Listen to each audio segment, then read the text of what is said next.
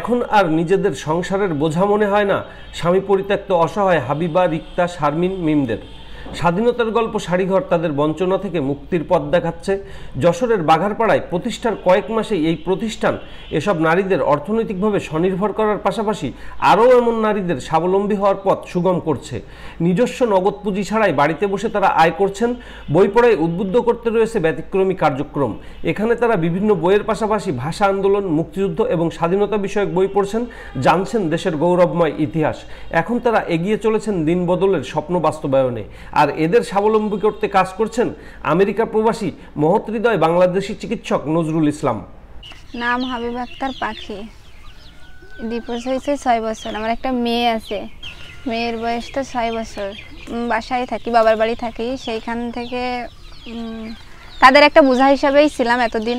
এরপরে স্বাধীনতা শাড়িঘরের সাথে যোগাযোগ হয়, কোনোভাবে আমাদের সাথে যোগাযোগ হওয়ার পরে সেইখান থেকে আমি এখানে আসছি। আসার পরে ওনারা আমার সহযোগিতা করে 50,000 টাকার মাল দিছে। আর মাস গেলে মনে করেন যে টাকাটা হচ্ছে তাদের দেওয়া হচ্ছে, তার ক্ষেত্রে আমারও সংসারে খরচ চালাতে পারতেছি, এতে কোনো সমস্যা হচ্ছে না। যে আগে যেরকম ছিলাম তার থেকে ভালো আছি। বই দেওয়া হয়েছে আমাদের, সেইখান থেকে বই পড়ে কোনো জ্ঞান অর্জন করা, তাদের বিষয়ে জানা। তারপরে এখান থেকে আরও সুবিধা পাইছি যে বই পড়ার পরে আমার ওখান থেকে সুবিধা দিচ্ছে যে মালটা বেশি রেটে সবার কাছে দেয়, সেই ক্ষেত্রে আমারে তাদের থেকে কম রেটে দেয়। আমার নাম মোসাম্মদ রিক্তা খাতুন। আমার বাসা বসুন্ধিয়া জঙ্গলবাধাল। আমার একটা বাচ্চা আছে, 5 বছর বয়স। আমার বিয়ে হয়েছিল 2018 সালে। আমার বাবার বাড়িতে আছি 2 বছর আগে আমার স্বামীর সাথে আমার ডিভোর্স হয়ে গেছে। আমার বাচ্চারা আমার কোনো ভরণ পোষণ খোঁজ খবর দেন না, বাবাই আমার ভরণ পোষণ চালান। তো আমাদের আর্থিক অবস্থা তেমন বেশি ভালোও না যে বাবা সেটা চালিয়ে যাবে। ওইখানে টিমের যে আমরা অনেকে আছে তাদের সাথে আমার টিমের পরিচয় হয়েছে। সেখান থেকে পরিচয় হওয়ার পরে এই যে শাড়ি, লুঙ্গি, 3 পিস, গজ কাপড় এইগুলো আমি তাদের থেকে পাইছি পুঁজি ছাড়াই। এগুলো দিয়ে আমাদের কিছু সচ্ছলতা আসবে। স্বাধীনতার ঘর শাড়িঘরকে আমি ধন্যবাদ জানাই যে আমাদের মতো এরকম অসহায় মেয়েদের পাশে এসে দাঁড়ানো। এটা থেকে আমি সামনের দিকে ভবিষ্যতে আরও ভালো কিছু করতে পারলে আমার মতো যারা আরও মেয়েরা আছে তাদের পাশে দাঁড়াতে, তারা যেন আমার মতো এরকম ভেঙে না পড়ে।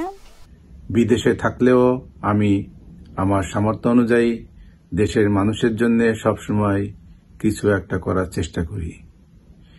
আর স্বাধীনতার গল্প শাড়িঘর নামকরণের কারণ হলো আমি জানতে পারি এই সকল নারীরা এবং আরো অনেকে আমাদের গৌরবময় ভাষা আন্দোলন, মুক্তিযুদ্ধ ও স্বাধীনতা যুদ্ধের বিষয়ে তেমন কিছু জানেন না। এই সংগঠন এই সকল অসহায় নারীদের আর্থিকভাবে স্বাবলম্বী করার পাশাপাশি দেশের প্রকৃত ইতিহাস জানানোর জন্য বই পড়ারও ব্যবস্থা রেখেছে। এদের সঙ্গে কাজ করতে গিয়ে আমি ওই সকল স্বামী পরিত্যক্তা মায়েদের চরম দুর্দশা খুব কাছ থেকে দেখেছি এবং সিদ্ধান্ত নিয়েছিলাম এই সকল স্বামী পরিত্যক্তা অসহায় মায়েদের জন্য তাদেরকে আর্থিকভাবে স্বাবলম্বী করার জন্য কিছু একটা করা দরকার।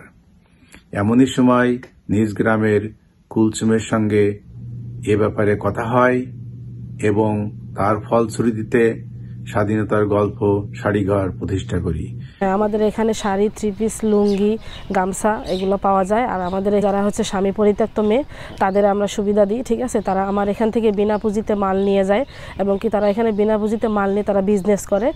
আমার যে টিম আছে তাদের সবাইরে বই দেওয়া হয় এবং কি যারা আমার এখানে গল্প শোনায় তাদের আমার এখানে যাদের গল্প ভালো হয় তাদের একটা পুরস্কার দেওয়া হয়। আমাদের এখানে সহযোগিতা করছেন মোহাম্মদ ডক্টর নজরুল ইসলাম। উনি আমাদের এখানে হেল্প করছেন এবং কি উনি এই ফাউন্ডেশনের বিষয়ে আমাদের হেল্প করেন। উনি বলেছে উনি আরও আমাদের ফাউন্ডেশন বাড়ালে উনি আমাদের পাশে আছেন।